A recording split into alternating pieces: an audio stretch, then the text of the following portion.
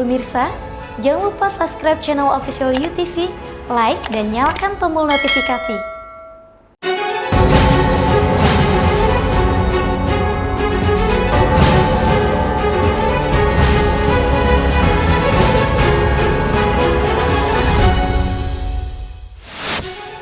Kerusuhan terjadi di hampir seluruh kota di Kazakhstan sejak Rabu dan hingga kini masih berlangsung.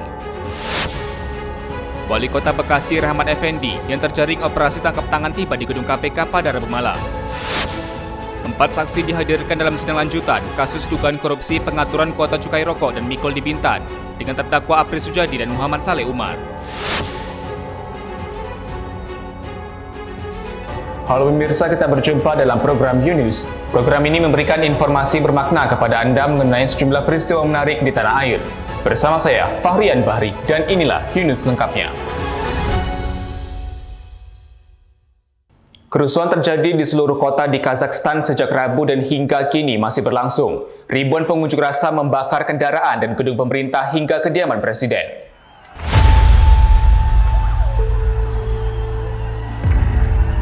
Kerusuhan terjadi di seluruh kota Kazakhstan sejak Rabu kemarin. Berawal dari protes para pengunjuk rasa atas kenaikan harga bahan bakar yang naik begitu tajam, hingga memicu pengunduran diri kabinet pemerintah.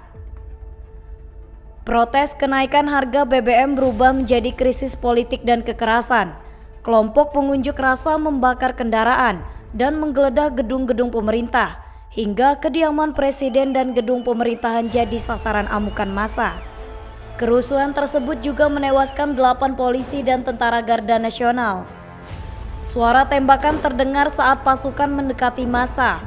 Presiden Kazakhstan Kassym-Jomart Tokayev mengumumkan keadaan darurat selama 2 pekan di kota Almaty dan Provinsi Mangistau.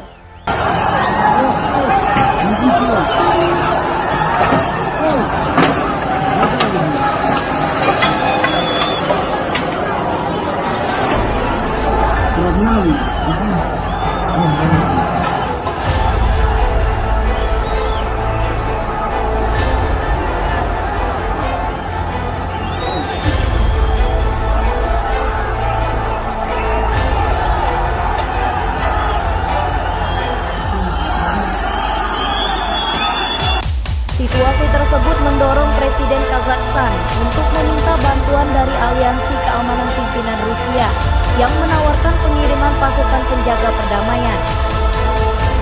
Kantor Berita Antara UTV mengabarkan. Seorang warga melahirkan saat banjir merendam pemukiman warga di Desa Menasah Beringan, Kecamatan Loksukon, Aceh Utara, Aceh. Saat ini petugas kesehatan telah memeriksa bayi perempuan dan ibunya tersebut.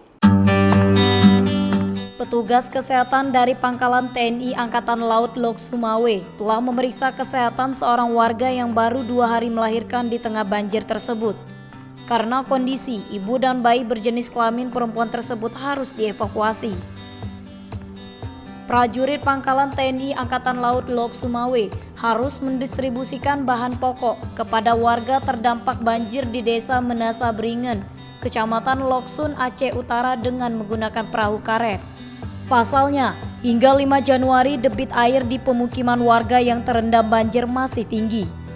Bukan hanya menyalurkan bahan pokok, petugas juga melakukan pemeriksaan kesehatan kepada warga terdampak banjir. Karena banyak yang terserang penyakit termasuk kulit, demam, dan flu. Di tempat ibadah desa setempat, petugas juga membuka gerai pengobatan massal.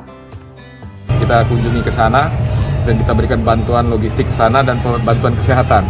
Untuk tim kesehatan kami di sini sudah ada 4 hari dengan ini.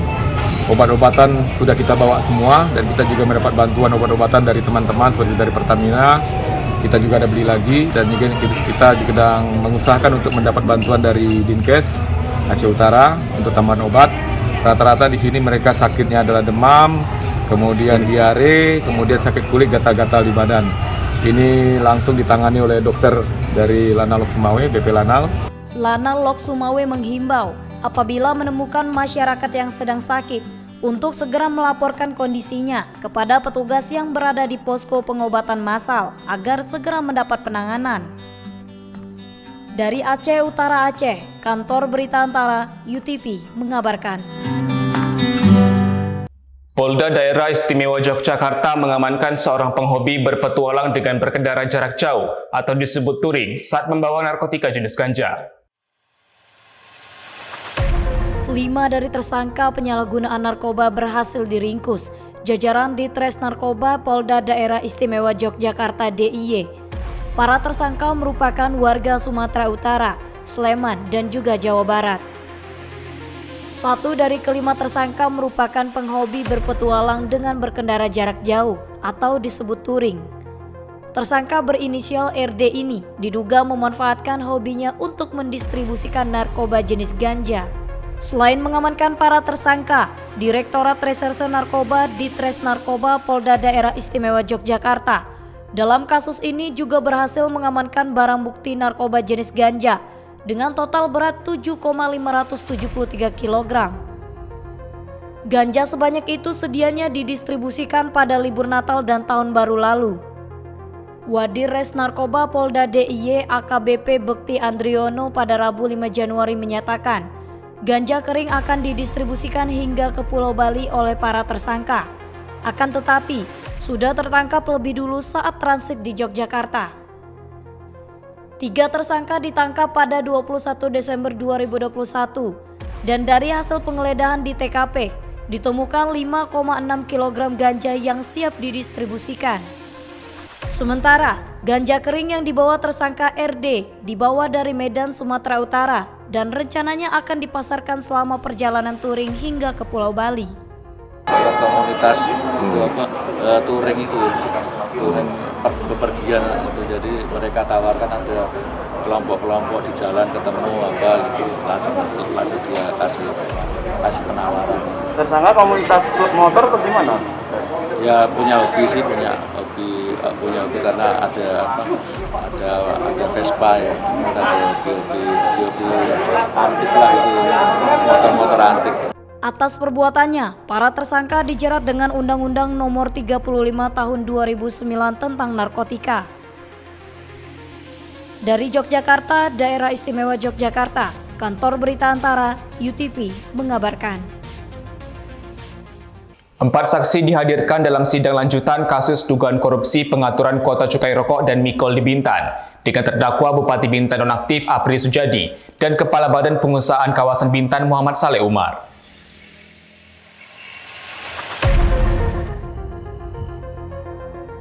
Pengadilan Tindak Pidana Korupsi Tipikor pada Pengadilan Negeri Tanjung Pinang kembali menggelar sidang lanjutan kasus dugaan korupsi pengaturan kuota cukai rokok dan mikol di Kabupaten Bintan, Kepulauan Riau. Sidang dengan terdakwa Bupati Bintan nonaktif Apri Sujadi dan Kepala Badan Pengusahaan Bintan Muhammad Saleh Umar dilaksanakan pada Kamis 6 Januari 2022 ini beragendakan pemeriksaan saksi. Pada sidang tersebut, Jaksa Penuntut Umum atau JPU dari Komisi Pemberantasan Korupsi KPK menghadirkan 4 pejabat di lingkungan pemerintahan Kabupaten Bintan. Para saksi yang diperiksa di sidang tersebut yakni Syamsul Bahrum, Asisten 2 Bidang Ekonomi Pemerintah Provinsi Kepri. Mardia, mantan Kepala BP Kawasan Bintan periode 2011 hingga 2016. Edi Pribadi, mantan Wakil Kepala BP Kawasan Bintan 2013 hingga 2016. Dan Setia Kurniawan, Kasih Pengendalian Barang Rokok dan Barang Penting di Dinas Koperasi Usaha Mikro Perindustrian dan Perdagangan, Diskumperindak Kabupaten Bintan. Keempat saksi dimintai keterangan terkait pengaturan kuota pengadaan barang kena cukai dalam pengelolaan kawasan perdagangan bebas dan Pelabuhan Bebas Bintan wilayah Kabupaten Bintan tahun 2016 sampai 2018. Sebelumnya, para saksi tersebut juga pernah menjalani pemeriksaan oleh penyidik KPK di Mapolres Tanjung Pinang beberapa waktu lalu. Sidang digelar secara virtual, di mana kedua terdakwa mengikuti persidangan secara online dari gedung KPK di Jakarta. Sidang ini akan kembali dilanjutkan minggu depan dengan agenda masih pemeriksaan saksi lainnya. Bahwa semenjak kami menjadi wakil ketua Dewan Kawasan secara eksklusif, kami hanya merapat sebanyak 3 kali, itu pun hanya di Kementerian Pemberdayaan Aparatur Negara Dari Tanjung Pinang, Kepulauan Riau, Muhammad Hoirudin, UTV mengabarkan. Presiden Joko Widodo mencabut izin usaha pertambangan, kehutanan, serta perkebunan yang tidak produktif dan tidak menindaklanjuti izin yang diberikan selama bertahun-tahun. Presiden Joko Widodo mengatakan, izin usaha pertambangan, kehutanan, dan juga penggunaan lahan negara harus dievaluasi secara menyeluruh. Izin usaha yang tidak produktif atau dialihkan ke pihak lain, serta izin usaha yang disalahgunakan akan dicabut oleh pemerintah. Presiden telah mencabut sebanyak 2.078 izin perusahaan pertambangan minerba, 192 izin sektor kehutanan seluas 3.126.000 hektar, serta mencabut izin usaha perkebunan yang ditelantarkan seluas 34.448 hektar. Izin usaha tersebut dicabut karena tidak pernah menyampaikan rencana kerja serta tidak menindaklanjuti izin yang sudah diberikan selama bertahun-tahun, sehingga menyebabkan terhambatnya pemanfaatan sumber daya alam. Pembenahan dan penertiban izin ini merupakan bagian integral dari perbaikan tata kelola pemberian izin pertambangan dan kehutanan serta perizinan yang lainnya. Pemerintah terus melakukan pembenahan-pembenahan dengan memberikan kemudahan izin usaha yang transparan dan akuntabel. Tetapi izin-izin yang disalahgunakan pasti akan kami cabut. Presiden menambahkan, pemerintah akan memberikan kesempatan pemerataan pemanfaatan aset bagi kelompok-kelompok masyarakat dan organisasi-organisasi sosial keagamaan yang produktif, termasuk kelompok petani, pesantren, yang bisa bermitra dengan perusahaan yang kredibel dan berpengalaman. Dari Jakarta, Kantor Berita Antara, UTV mengabarkan. Wali Kota Bekasi Rahmat Effendi yang terjaring operasi tangkap tangan atau OTT tiba di gedung KPK pada Rabu malam. Rahmat Effendi membisu saat digiring memasuki lobi KPK untuk dilakukan pemeriksaan secara intensif.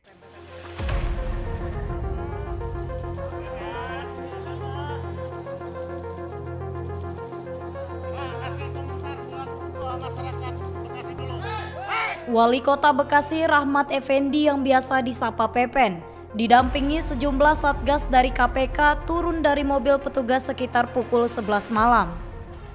Dengan mengenakan baju hijau lengan panjang, dilapisi rompi biru dan mengenakan masker, Wali Kota Bekasi berjalan melewati awak media yang sudah menunggunya. Dirinya nampak bungkam dan tidak berkomentar sepatah kata pun.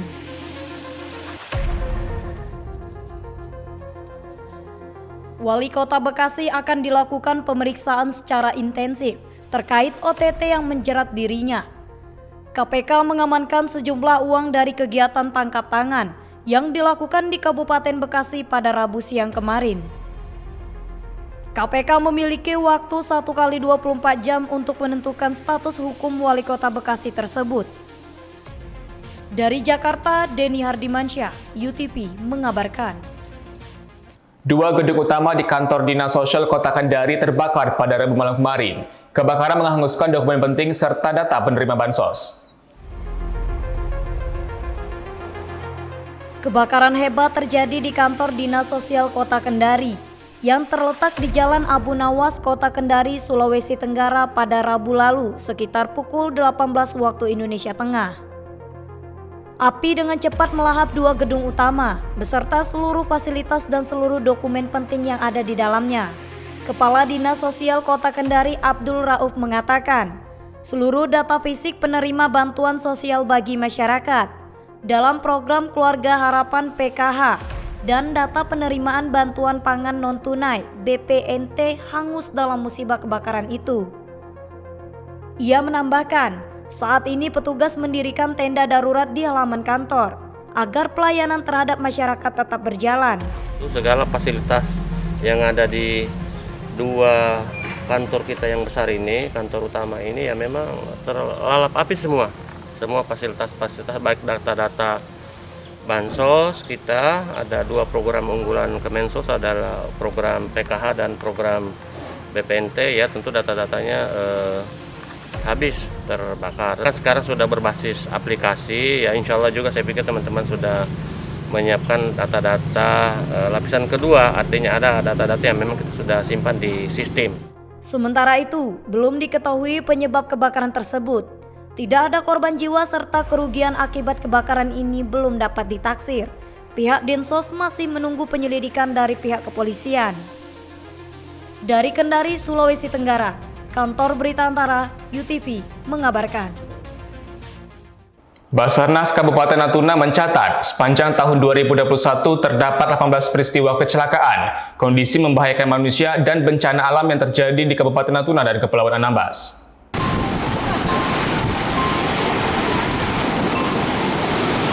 Badan Nasional Pencarian dan Pertolongan atau Basarnas Kabupaten Natuna telah menangani 18 kasus pencarian dan pertolongan terhadap peristiwa yang membahayakan jiwa manusia sepanjang tahun 2021.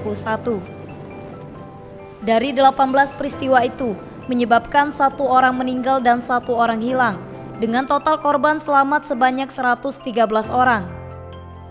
Dari data tersebut, peristiwa kecelakaan laut mendominasi dan telah tercatat hingga 61%, diikuti KKM 6 kejadian dan bencana alam 1 kejadian. Hal itu disebabkan oleh beberapa faktor diantaranya letak atau posisi Kabupaten Natuna dan Kepulauan Anambas yang 90% wilayahnya merupakan perairan atau kepulauan. Selain itu, alat komunikasi dan keselamatan transportasi laut yang belum memadai. Bahkan ada kapal yang tidak layak dipaksa untuk dioperasikan. Adalah wilayah kepulauan.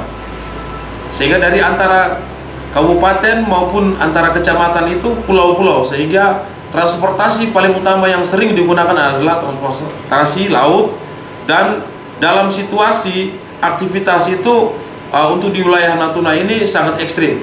Suatu saat kadangkala cuacanya selalu berubah-ubah, baik itu badai maupun angin kencang, sehingga sulit untuk diprediksi.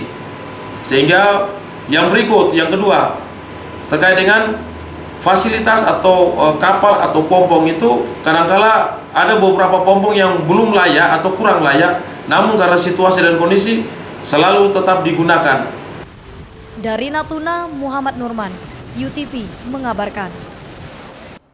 Saudara, 7 gubernur akan habis masa jabatannya di tahun 2022 ini. Selain itu, ada 76 bupati dan 18 wali kota yang akan berakhir masa tugasnya di tahun 2022. Jabatan kepala daerah tersebut nantinya akan diisi dengan pengangkatan pejabat gubernur, pejabat wali kota, dan pejabat bupati. 7 gubernur akan habis masa jabatannya pada tahun 2022 ini. Kekosongan jabatan nantinya akan diisi dengan pengangkatan pejabat kepala daerah. Hal tersebut merujuk pada Undang-Undang Nomor 10 Tahun 2016 yang telah disempurnakan menjadi Undang-Undang Nomor 6 Tahun 2020 tentang pemilihan gubernur, bupati, dan wali kota. Selain 7 gubernur, terdapat 76 bupati dan 18 wali kota juga akan habis masa jabatannya pada tahun ini. Jadi total 101 kepala daerah akan berakhir masa tugasnya tahun 2022 ini. Pilkada baru akan dilaksanakan serentak pada tahun 2024 bersama dengan rangkaian pemilihan legislatif dan pemilihan presiden.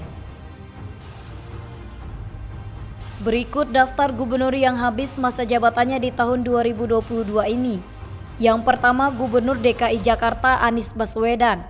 Anies dilantik pada 17 Oktober 2017 silam dan menjadi salah satu tokoh yang diproyeksikan menjadi calon presiden pada kontestasi Pilpres 2024 mendatang. Kedua, Gubernur Aceh Nova Iriansyah. Ia menjabat sejak 5 November 2020.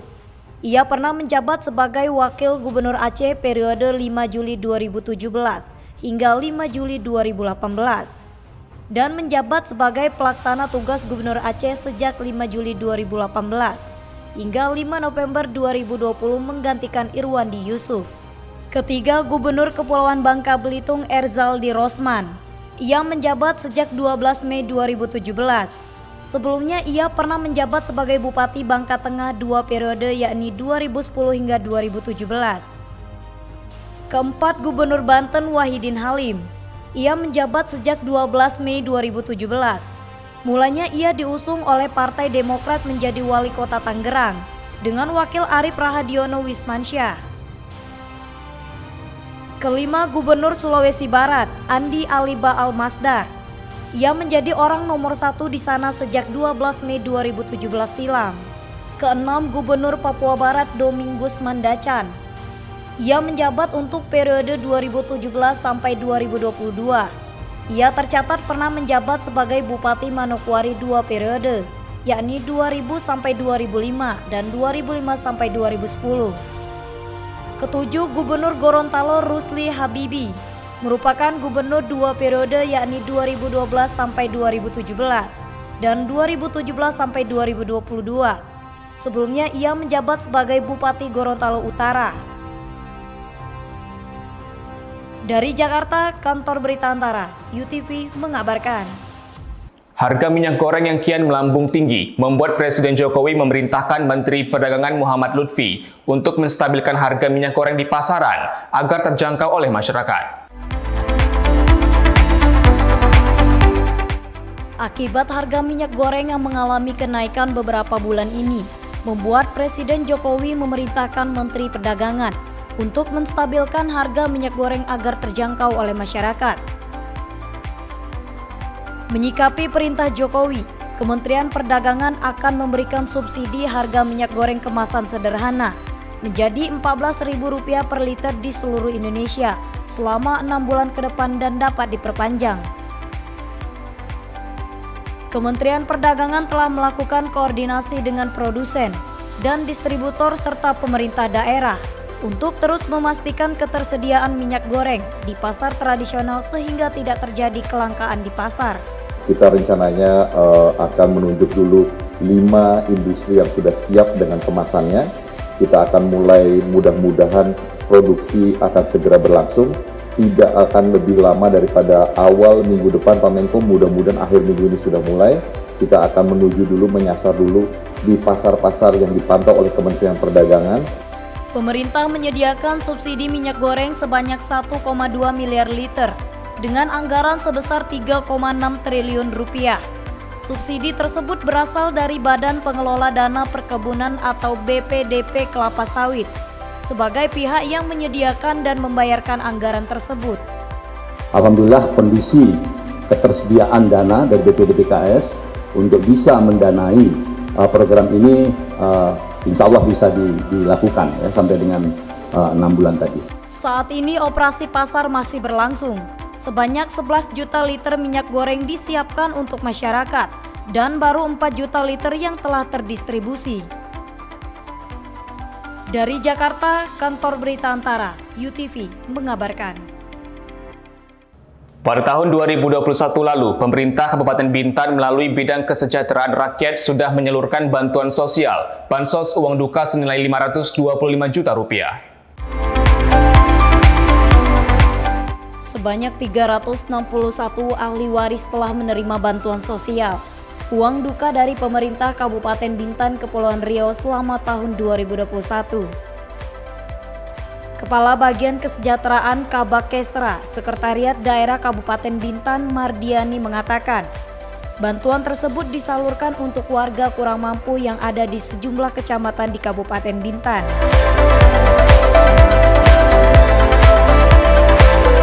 Jumlah bansos uang duka yang disalurkan kepada ahli waris di tahun 2021 sebesar Rp525 juta.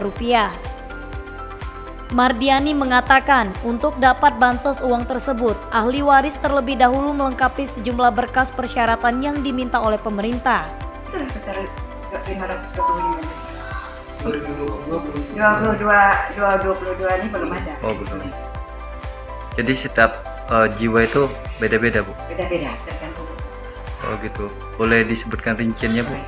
Usia sampai 5 tahun itu dapat 500.000. 0 sampai 5 tahun. 0 sampai 5 tahun. Kalau usia 6 tahun sampai 17 tahun itu 750.000. Kemudian yang 17 tahun ke atas itu dapat 1.500.000. Dari Bintan Kepulauan Riau, Andri Dwi Sasmito, UTV mengabarkan. Terima kasih telah menyaksikan informasi yang kami sajikan. Tetap saksikan Yunus selanjutnya. Salam sehat, sampai jumpa.